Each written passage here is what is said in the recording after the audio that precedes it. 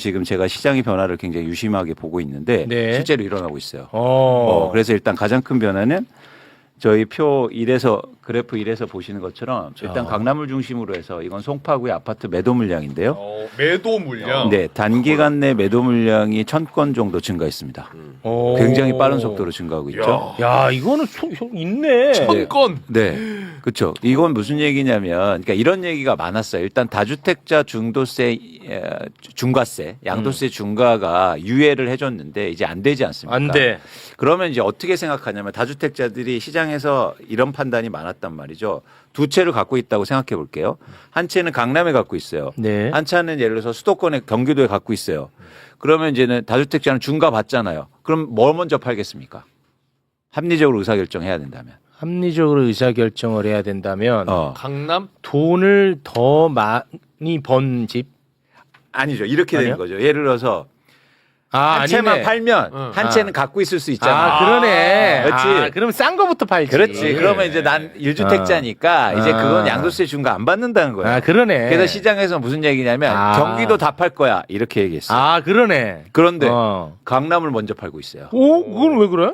그 이유에 대해서 생각해 보자고요. 올랐기 때문에 많이. 그것도 중요하지만 두 번째, 향후로 집값이 떨어진다고 생각해요. 떨어진다고 생각했어. 와, 강남이 확실히 머리가 빨리 돌아가네. 야, 나는 강남이 머리가 아니, 나는 지금 정답지가 있는데도 몰라. 근데 그 사람들은 빨리빨리 그렇지. 도네. 그래서 집값이 떨어진다고 가정하는 순간 뭘 파는 게 유리해요? 많이 오른 거, 떨어질 거. 비싼 거, 많이 오른 거, 그리고 큰 걸 먼저 파는 게 유리하죠. 그렇지. 그러니까 더 많이 떨어질 걸 판다는 거지. 그렇죠. 그러니까 사람이 자산 시장에서는 미래를 전망하면서 의사결정을 하는 거예요. 현재를 보는 게 아니라. 고점이라고 판단을 약간 하는 건가? 그렇죠.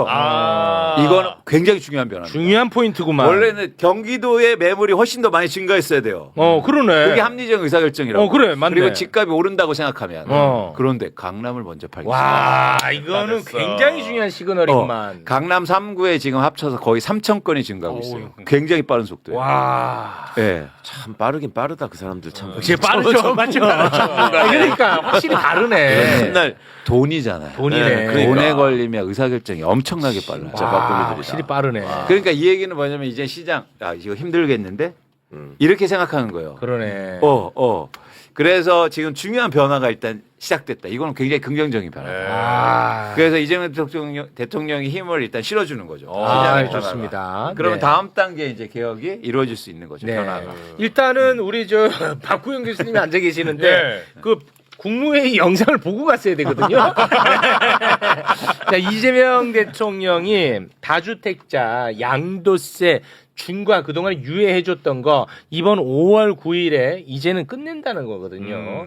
근데 이제 이 끝내는 것도 이게 또 현실적으로 보니까 복잡하더만 세입자가 살고 있으면 어떻게 할 건지. 그거 어떻게 할 거야? 이게 막 복잡한 문제가 많더라고. 팔아야 되는데 내가 계약한 지 얼마 안 됐어. 나 세입자 살고 있어. 세입자가 살고 있어. 근데 이 집을 사면 반드시 규제 대상 지역이면 내가 살 때는 실거주를 해야 되거든. 네. 근데 세입자가 살고 있어. 이 골치 아프잖아 이런 게 현실적으로. 오케이, 예. 이런 얘기가 이제 국무회의에서 있었는데요. 그 부분을 일단 잠깐 보고 오겠습니다. 그리고 국민들께서 가장 관심이 높으신 게 집을 하나 내가 몇 채 들고 있는데 다 전세를 주고 있다. 내가 당장 못 들어갔는데 어떻게 하느냐. 그래서 그 임차인이 임대하는 기간 동안은 실거주 의무를 유예하고 그 임차 기간이 다만 끝나면 반드시 실거주를 하셔야 됩니다. 이게 임대 계약을 난 5년 해놨다고 못 할 건데. 보통은 2년이니까.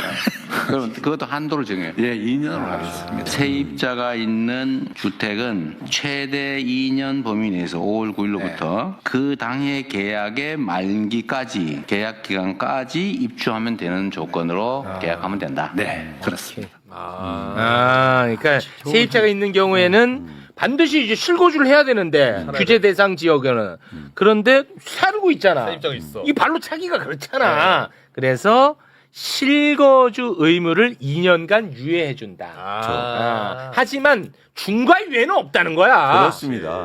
그리고 중요한 게 뭐냐면 저렇게 만약 그게 안 되면 거래가 자체가 안 돼요.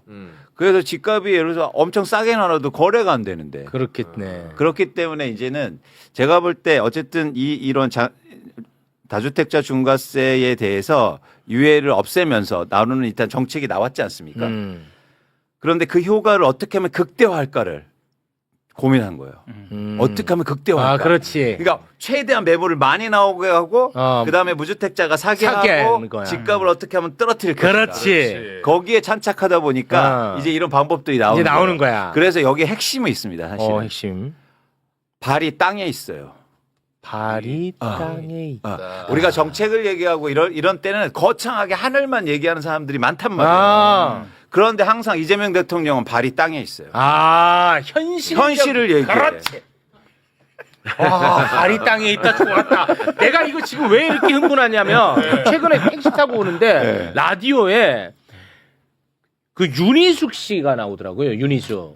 저는 세입자입니다. 사기 그분. 그 손가락 유니수 그분인가? 부동산에 대해서 그러니까 막 얘기를 하는 거야. 근데 발이 하늘에 있어. 떠 그렇죠. 있어. 그 사람은 그냥 우리 미래를 위해서 진짜 떠 있더라고. 맞아요. 알맹이가 없어. 맞아요. 이 지점에서 큰 변화가 또 전 일어나고 있다. 왜냐하면 사실 예를 들어서 진보경제학자나 이런 쪽에 시민단체도 부동산 얘기를 할 때 그동안 좀 떠 있었어요.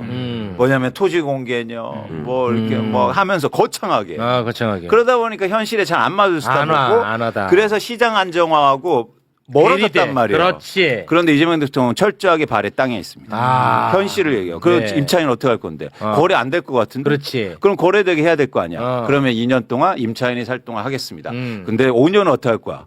계속 물어보잖아요. 그렇지. 만약에 근데 대통령이 이렇게까지 안 챙기잖아? 그러면 또 실무단에서 예를 들어서 이 유예기간 한 10년 해줘. 그 맞아요. 효과가 없지. 맞아요. 디테일에 있잖아. 맞아요. 우리 맨날 얘기했지. 그렇죠. 거기서 중요한 게 있어요. 뭔지 아세요? 각이 살아 있어요. 예전에 정책은 상향식이었어요. 그래서 네모를 올리잖아요. 그 위에 가서 동그래져. 그렇지. 근데 이제는 이재명 대통령이 네모를 그냥 내려요. 그렇지. 그래서 아마 없어요. 아마가 어디 있어? 그렇지. 이게 웃을 일이 아닌 게, 자, 제일 구창모 씨, 중요해요. 자, 들어보세요.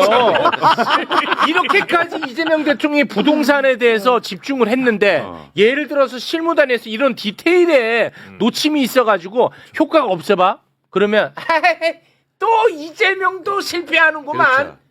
이렇게 돼버린단 말이야. 그렇죠. 그러면서 자꾸 뭐냐면 민원이 들어가고 하면서 정책이 동그래져. 동그래져요.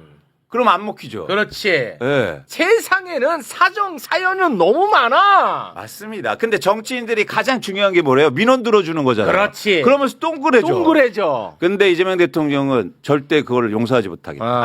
안 된다. 내가 이런저런 댓글 때문에 얼굴이 동그래졌잖아. 언제